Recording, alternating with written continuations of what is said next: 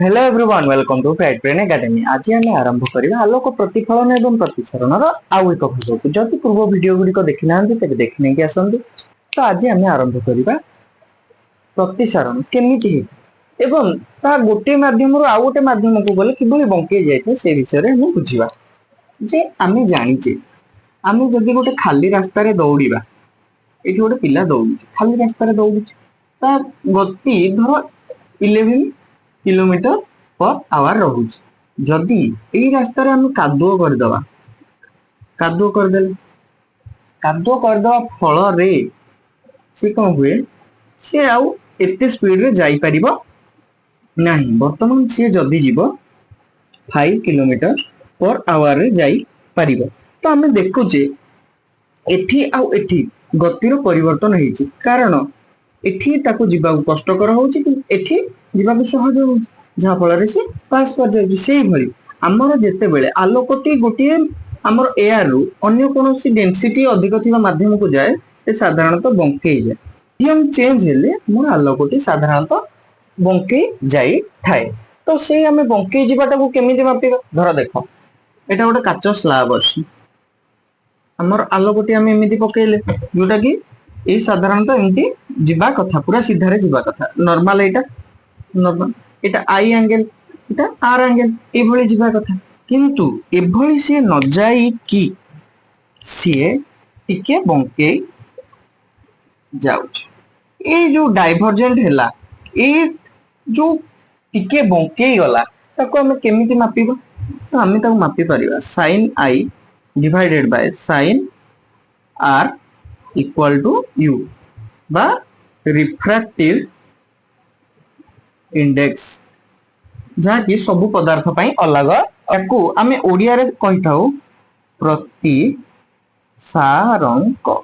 ठीक अछि वर्तमान आमे एहा बुझी पाइले जदी हमर से जो लाइट आसुची से जगह रु गोटे मीडियम रे से धर हमको स्पीड दे देला हमको एमिति न दे कि थीटा न दे कि से स्पीड दे देला तो हमें बाहर करि परिबा कि नहीं। जदि गोटे मीडियम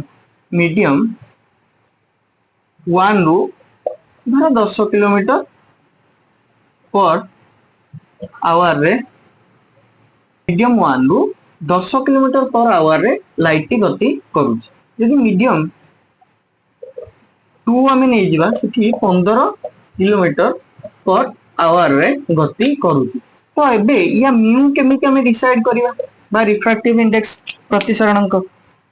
तो हमें एथि कोन करिवा n बा refractive index from 2 of 2 due to 1 velocity in medium 1 divided by velocity in medium 2।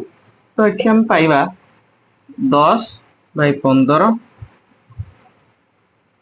2/3 याकू तमे जदी दशमिक वैल्यू रे परिणत करिवो ता आमे या रिफ्रैक्टिव इंडेक्स टी पाई जिबा। एटा होची वेलोसिटी ऑफ मीडियम 1 एटा होची वेलोसिटी ऑफ मीडियम 2। तो आमे जदी एठू एठी की गति करिबा 1 ड्यू माने 1 रे आमे धर 2 रु 1 को गति करिया तो आमे एमिति लिखिया 1 रे केते आसीबा रिफ्रैक्टिव इंडेक्स 2 रो गति गले तब एठी आमे लिखिबा velocity of 2 divided by velocity of 1 एया होजे हमर रिफ्रैक्टिव इंडेक्स बा म्यू।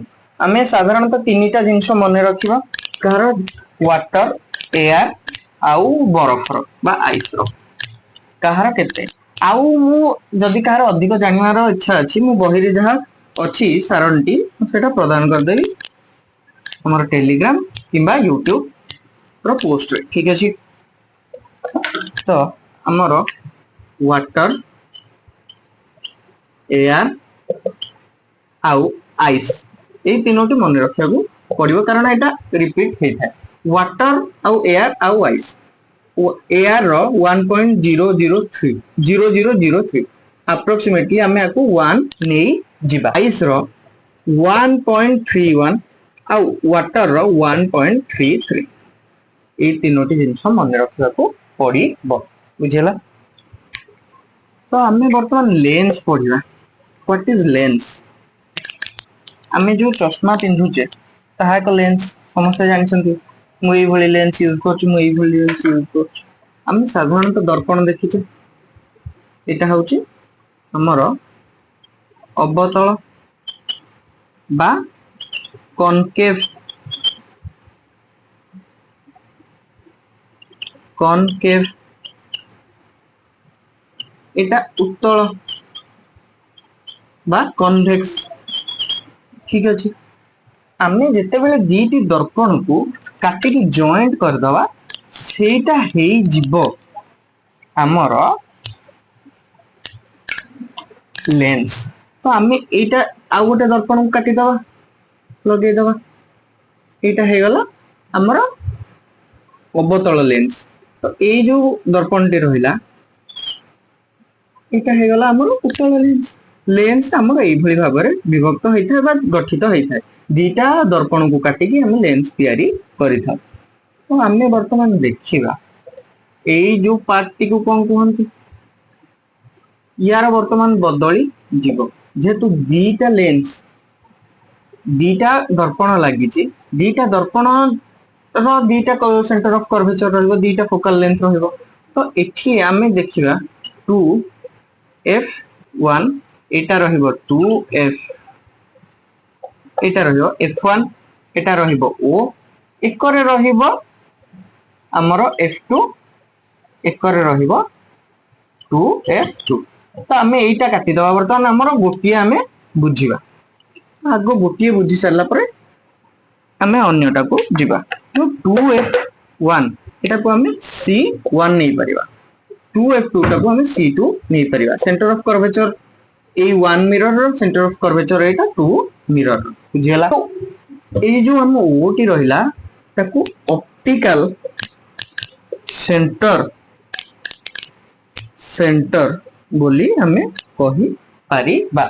सेम जिंस हमर अवतल दर्पण रे हबो। तेनु ये किभली भाबे रश्मि सृष्टि करिवो ताहा हमें देखिबा। देखो एटा गोटे लेंस रहिला, लेंस रहिला जे हमें कोन करिवा, फास्ट आगे जोड़ा ड्रॉ करिया कथा कर दवा। 2f1 f1 o f2 2f2। ठीक अछि। वर्तमान हमें एठु सब रश्मि पास करिवा, आलोक पास करिवा। वर्तमान ये कोन हबो, ये गोटे जगह केंद्रीभूत हेई जीवो कन्वर्जिंग। गोटे जगह ये केंद्रीभूत हो जाउछ ताकू हमें कन्वर्जिंग कहिबा। जदि समान हमें गोटे अवतल दर्पण ने नबा यार एई भली भाबे रहिबो। जदि हमें एमती रश्मि सब पास करेबा तो ये कोन करेबो, ये करे एमती करेबो, एमती सीधा पळेबो आ ये एमती पळेबो। ये डाइवर्ज हे गला माने अलग अलग हे गला, आकू डाइवर्जिंग लेंस बोली कही थाउ हम। बुझियला। वर्तमान आज हमें पढ़िबा गोटे उत्तल दर्पण ने कोठी को वस्तुटी रखिले को भली भाबे हमरो इमेज फॉर्मेशन हे थाए। वर्तमान देखियो गोटे सारणी बनेइबा, जेमती हमें दर्पण रे इमेज फॉर्मेशन देखुतिले सेमती हमें देखिबा। हमरो u बा ऑब्जेक्ट रो स्थिति, एठी v बा इमेज रो स्थिति, एठी हमें लिखिबा वस्तुटी आकार रे केमिति, आकार आउ प्रकार, सीधा उल्टा केमिति। हमें देखो आकार जदि बढ़िबो मु एमती साइन देबी, आकार जदि कमिबो एमती साइन देबी। हमें जानी जे एटा हमें वर्तमान पढ़िबा उत्तल पाई, उत्तल दर्पण पाई पढ़िबा। जदि अनंत दूर रे रहिला उत्तल दर्पण पाई एकरे 2f1 f1 एठी ऑप्टिकल सेंटर ओ एठी f2 एठी हमर 2f2। तो अनंत दूर रे रहिले हमर image T f2 T form हो। क्षुद्र ओ बिंदु सम सड़ख आमर रियल ओलोटा इमेज हम ओलोटा को एमती देखेबी एठी आमे जदि F2 ठू ए सॉरी 2F1 ठू टिके दूर रे रखिबा टिके दूर रे रखिबा तो इमेज F2 आउ 2F2 भितर क्षुद्र रियल आउ इन्वर्टेड हबो 2F1 ऊपर को आनी हारी तो हमरो इमेज टी 2F2 ऊपर फॉर्म हबो समान हबो आउ रियल आउ पोलोटा हबो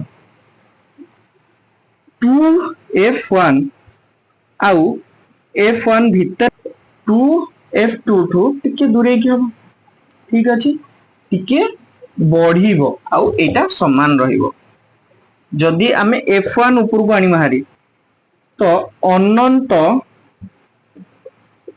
दूर को पळेबो एवं बहुत बहुत बढ़ी जीव ठीक अछि ये समान रहिबो जदि आमे F1 आउ O भितरे रखी बा जेउ पटे इमेज हमरो ऑब्जेक्ट अछि जेउठी ऑब्जेक्ट अछि सेही साइड रे इमेज फॉर्मेशन हबो तो ये बढ़ी की रहिबो ये यारी भलिया बढ़ी की रहिबो बहुत बढ़िबन एवं इमेज टी आभासी ओ सड़ख हेबो तो बुझियला ए सारणटी बुझियला या परे आमे अवतल दर्पण पय पढिबा जदि वर्तमान पर्यंत वीडियो भल लागि तबे लाइक शेयर एंड सब्सक्राइब करियो जमा भूलिबेनी धन्यवाद।